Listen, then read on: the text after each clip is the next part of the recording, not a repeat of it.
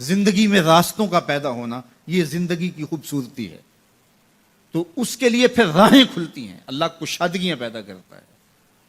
اور انسان کی زندگی کا بہت بڑا مسئلہ ہے، وہ کہتا ہے میری ضرورت پوری ہونی چاہیے، اور وہ اپنی سب سے بڑی ضرورت روزی روٹی کو سمجھتا ہے. حالانکہ سب سے بڑی حضرت انسان کی ضرورت ہدایت ہے، سب سے بڑی ضرورت. اور یہ وہ شے ہے جو ہم ہر روز ہر نماز کی ہر رکعت میں مانگتے ہیں، اہدنا الصراط المستقیم. یہ روزانہ مانگنا پڑتی ہے. اور رزق اللہ نے اپنے ذمہ کرم پہ لیا ہے، وہ ان کو بھی دیتا ہے جو نہیں مانگتے. وما من دابۃ فی الارض الا علی اللہ رزقها. زمین پہ چلنے رینگنے والی کوئی چیز نہیں جس کا رزق اللہ کے ذمہ کرم پہ نہ ہو. ہر شے کا رزق اس کے ذمہ کرم. پتھر کے اندر جو کیڑا ہے اس کو بھی وہ رزق فراہم کرتا ہے. اللہ اکبر. ہم تو کاروبار پہ جا رہے ہوتے ہیں، ہماری تو فیکٹری ہوتی ہے، ہماری تو ملازمت ہوتی ہے، دفتر جا رہے ہوتے ہیں اور ہمیں وہاں رزق ملنا ہوتا ہے. لیکن پرندوں کی تو کوئی فیکٹری نہیں ہوتی، ان کا تو کوئی دفتر نہیں ہوتا. جب صبح چلتے ہیں تو خالی پیٹ ہوتے ہیں، کبھی بھوکے نہیں آئے. بن توکل پنچھی اڑ دے، خرچ نہ پلے زیرہ ہو. کوئی خرچ نہیں لیتے، کوئی راس المال نہیں ان کے پاس ہوتا، کوئی ایک دن پہلے بکنگ نہیں کروائی ہوتی. کوئی فیکٹری نہیں ہے، کوئی دفتر نہیں ہے، لیکن کبھی بھی خالی نہیں آئے. فرمایا اللہ پر توکل کرنے کا جو حق ہے اگر وہ تم ادا کرو تو وہ تمہیں ایسے رزق عطا کرے جیسے پرندوں کو عطا کرے. تو یہ بات ذہن میں رکھیے گا کہ رزق اللہ کا ذمہ کرم ہے. اس کے لیے ہمیں یہ حکم دیا ہے کہ ہم کاوش کریں، اس کے لیے راستے ڈھونڈیں.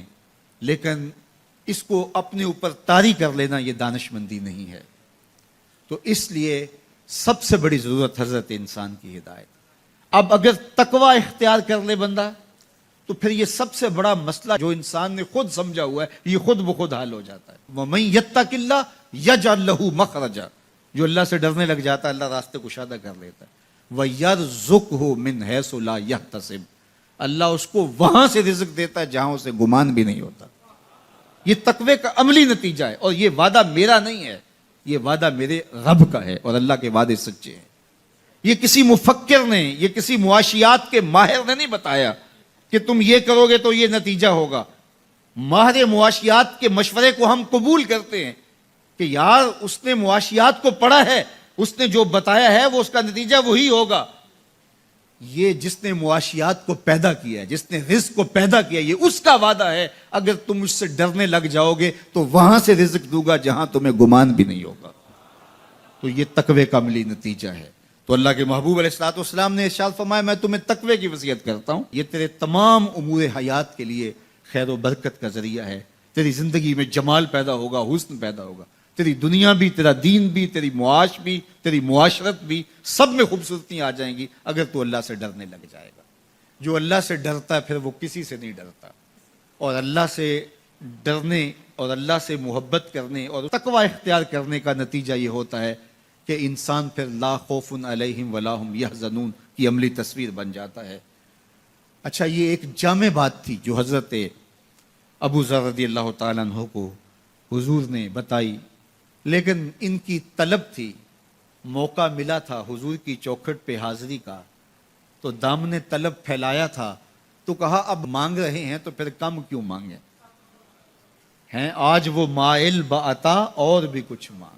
تو آج پھر جھولی پھیلا لی اور کہا زدنی یا رسول اللہ صلی اللہ علیہ وسلم. حضور یہ تو عطا کیا لیکن مجھے کچھ اور بھی ارشاد کیجئے، میری جھولی میں کچھ اور بھی ڈال دیجئے.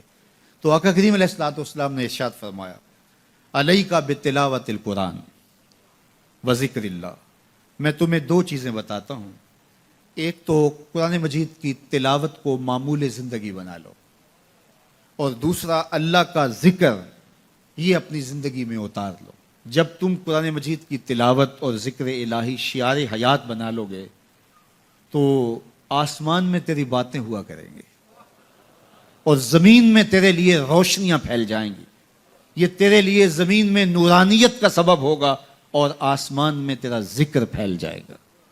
قرآن مجید کی تلاوت، قرآن مجید کے ساتھ شغف پیدا کیجئے اور اپنی زندگی کو قرآن مجید کے ساتھ جوڑ لیجئے. اگر کوئی شخص تمہاری دعوت کو قبول نہیں کرتا لیکن دعوت دینے والے کو تو اس کا فائدہ ضرور ہوگا، اور دوسرا مسلسل نصیحت کا عمل اثر انداز ہوتا ہے۔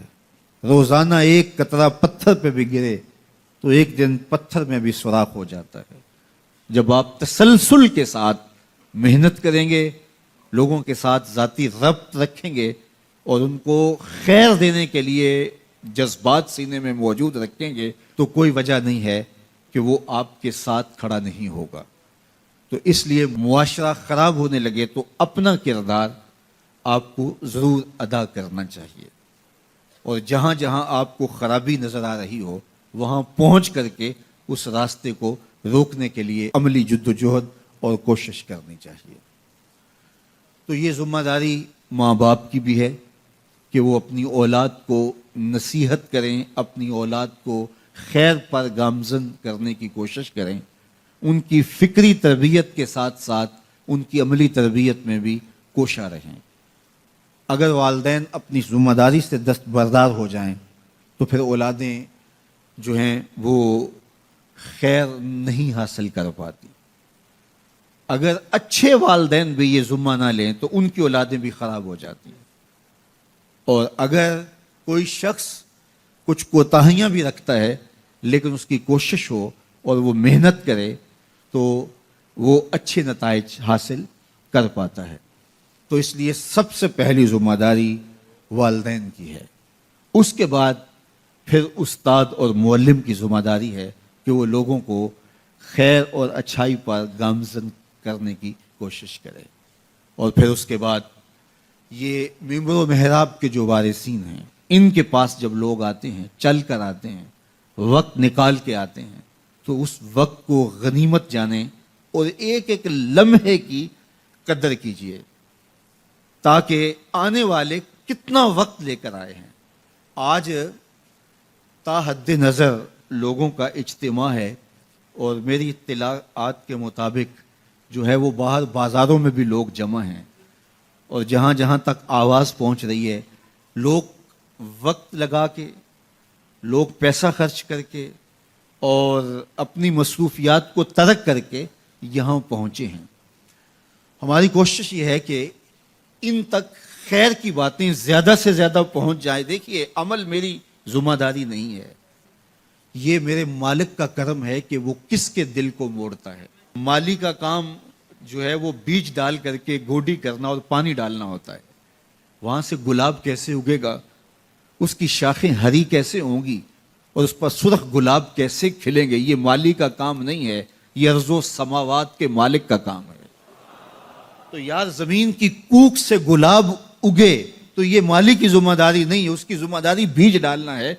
تو دلوں کے اندر محبت رسول کی کونپلیں پھوٹیں، خشیت کے پھول کھلیں اور عمل کی زندگی پیدا ہو، تو کیا یہ میرے یا میرے کسی مبلغ کے بس میں ہے؟ قطعاً ہمارے بس میں نہیں ہے۔ ہمارا کام بیج ڈالنا ہے، اس کو پانی دینا ہے، پھر مالک چاہے تو اس سے گلاب پیدا کر دے، مالک چاہے تو اس کو جو ہے مختلف رنگوں سے مالا مال کر دے۔ اس لیے ہمارا یہ کام ہے، اور اس کو ہم ہر صورت کے اندر اور پوری حکمت کے ساتھ، پوری محنت کے ساتھ، لوگوں کے وقت کی قدر کرتے ہوئے لوگوں تک میسج اور پیغام پہنچائے۔ اللہ کے محبوب علیہ الصلوۃ والسلام زندگی کا ایک ایک لمحہ اور ایک ایک ساعت لوگوں تک پیغام حق کا ابلاغ کیا، اور جن مشکل اور کٹھن حالات میں میرے اور آپ کے آقا و مولا نے لوگوں تک پیغام حق پہنچایا، ہمیں تو جو ہے وہ اس کا عشر اشیر بھی نہیں دیکھنا پڑا۔ برستے پتھروں کے سائے میں بھی پیغام حق دینا اور پھر ان کے لیے دعائیں مانگنا، یہ نبی رحمت کی زندگی کا ایک ایسا جلی عنوان ہے کہ طائف کے بازار آج بھی اس کی گواہی دیتے ہیں۔ آج وہاں کفر نہیں، اسلام کے پھریرے لہراتے ہیں۔ یہ محمد عربی کے خون کا کمال ہے نا، ورنہ حضور علیہ السلام اگر ان کے لیے بد دعا کے لفظ بول دیتے تو یہ پہاڑ آپس میں جڑ جاتے اور ان کی ہڈیاں بھی نہ ملتی، لیکن میرے حضور کے ہاتھ اٹھتے ہیں اور فرماتے ہیں اللہ ان کے لیے ہدایت کے دروازے کھول دے، الہی کرم کر کوثار طائف کے مکینوں پر، الہی پھول برسا دے ان پتھر والی زمینوں پر۔ تو پتھروں کے جواب میں دعائیں دینا، مشکلیں سہنا، تکلیفیں، آلام، مصیبتیں، راستے کی سختیاں، تلخیاں، لوگوں کے تلخ رویے، سب کچھ گوارا کیا، لیکن لوگوں تک پیغام حق کا ابلاغ کیا۔ لیکن پھر وہ وقت بھی دیکھا کہ لوگ خود کشکول لیے حضور کی دہلیز پہ حاضر ہوئے اور خود جھولی پھیلا کے کہتے ہیں حضور اس میں خیرات ڈال دیجیے۔